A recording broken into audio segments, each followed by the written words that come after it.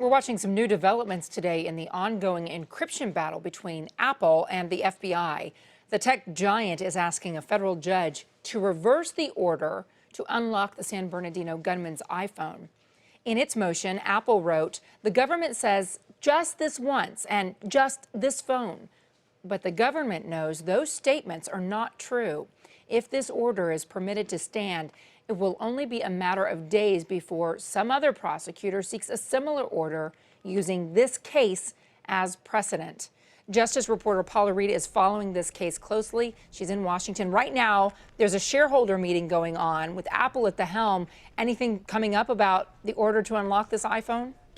That's right, Contessa. We have a dispatch from one of our colleagues who's at the meeting, and he says that Tim Cook addressed this controversy at the top of the meeting. Here's what he said. He said Apple is committed to our users' privacy, and then made a joke. Of course, they've been in the news a lot about this lately. Got a lot of laughs and applause for that line. And he said, "We do these things because it's the right thing to do." And then Reverend Jesse Jackson, who apparently is an Apple shareholder, got up and spoke supporting Cook, comparing this case to the wiretapping and spying on Martin Luther King, saying it's just as important now to protect us from the government as it was back then. Now, some people may have trouble with that analogy, comparing spying on Martin Luther King with trying to get evidence off a phone of someone who conducted the deadliest terror attack on U.S. soil since 9/11. But that's the latest from the shareholder meeting just this morning, as this war of words between the government and tech continues to heat up. Well, and the argument goes that if the U.S. government is allowed to break into this phone, then other governments around the world are going to want to do the same thing, and against people who may be political dissidents and human rights activists and just people that the government wants to do away with. Paula, Google, Facebook, Twitter, and even Microsoft now coming to the defense of Apple? That's right. All of these tech giants are rallying around Apple because the real question here, it's not so much about specifically encryption, but it's how far does a search warrant allow law enforcement to go in this age of modern communication? So much has changed in the past 25 years, and we get these questions occasionally. Can they get into a cloud? Can they get into your phone? Do they have to pull down a Twitter account?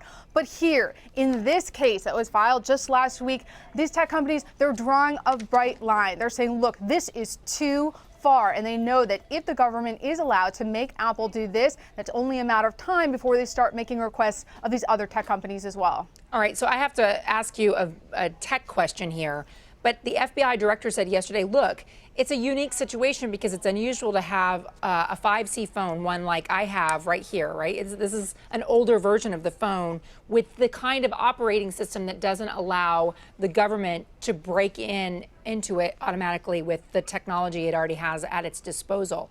Does that argument work when they're saying, look, it's just this one phone, just this one time? That was exactly what he was trying to say yesterday. It's unique, it's a one-off, it's a one-time thing.